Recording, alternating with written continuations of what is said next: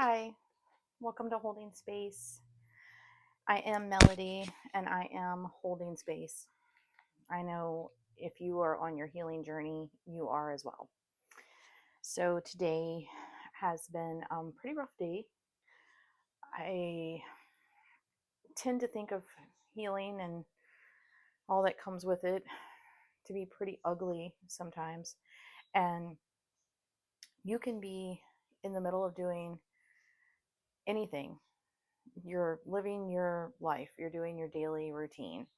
Out of nowhere comes a memory. It's not even a flashback. It's just envious of people that have the ability to block out major trauma and things that happened to them in the past because some days a recessed memory would be so much better than the actual memory.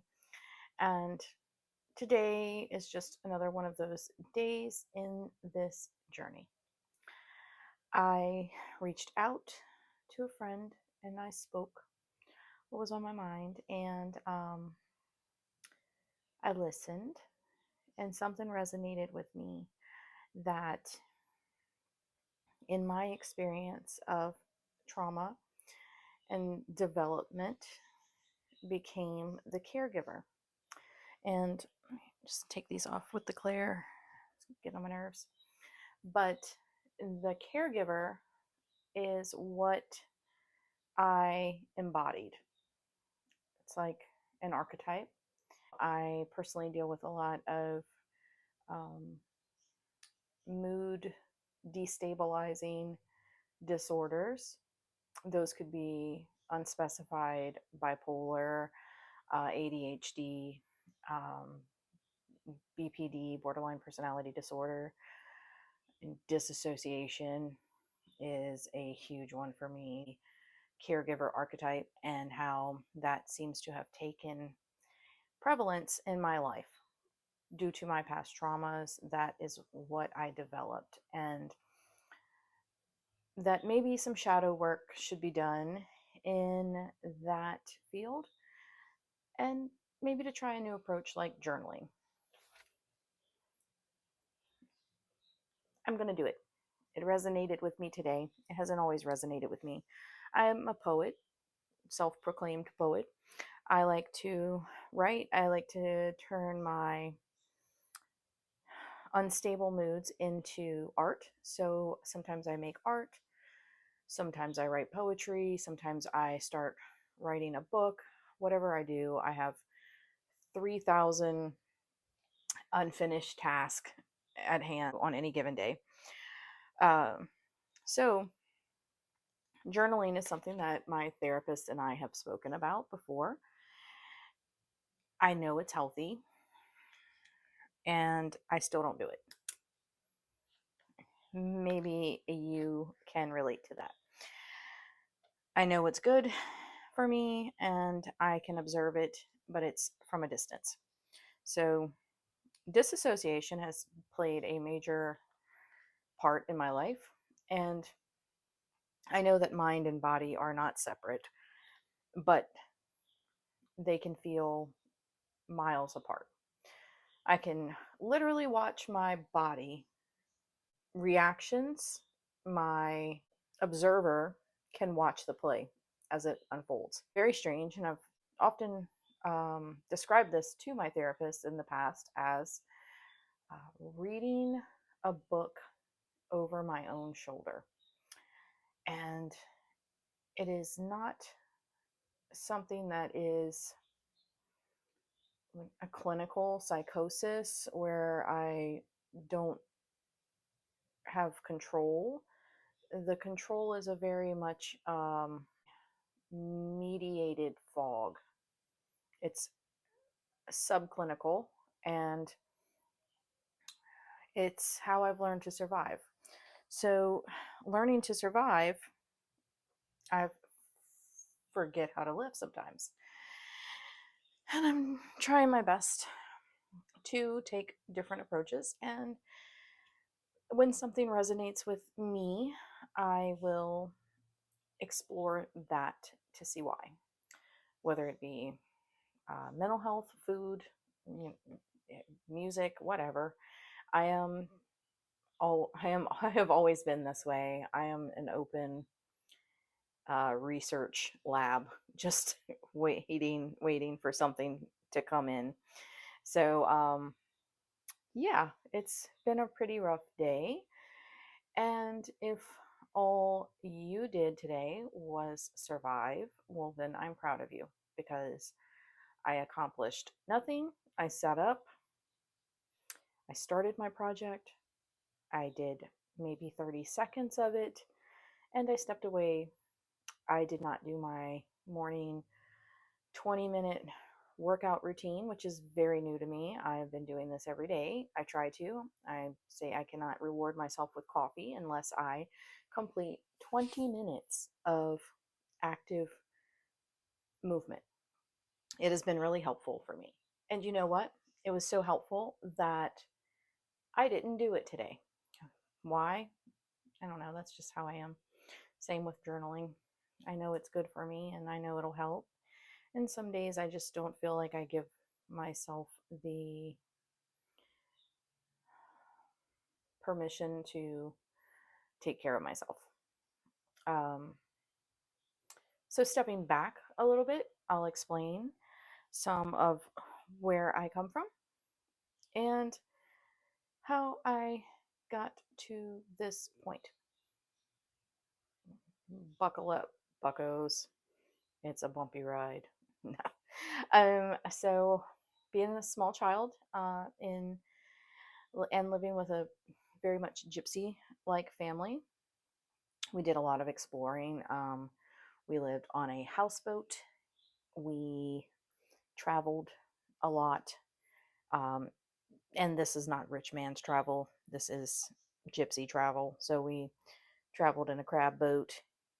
We traveled on a houseboat. We lived on deserted islands growing up. Um, Me and my mom and my dad for the first 7 years until my brother came along. And we went back to Maryland sometime before my brother was born. So we stayed with my dad's mother, um, who later became my best friend, my confidant, my guardian angel. She was the person I reached out to for everything. And my parents fought a lot. There was, it's a trigger warning. This is going to be a discussion on trauma and DV and mental trauma as well. But we lived a hellacious life in Maryland. My father was very abusive. He and my mother fought multiple times a week. And my favorite memory was to sit and play Pac Man with my grandma, who was pro at this. Listen to the jukebox while she smoked cigarettes and drank a Pabst Blue Ribbon. So she always took me to like little stores, got me out of the chaos, and pretty much saved my life. She died of Legionnaire's disease. It was like very few people had died of this disease in 1987 or something like that. So from there on, I was just left to sit in the violence. This caused major disassociation. You know, when you can hear someone screaming for their life, you can feel the entire mobile home shaking due to violence and people being tossed about, you learn to take yourself someplace else. I grew very distant in my mind, and my body stayed present. I learned how to cope by, playing with my pet bullfrog, Fred. I played with our chickens. I even played with this is disturbing. I even played with dead rats.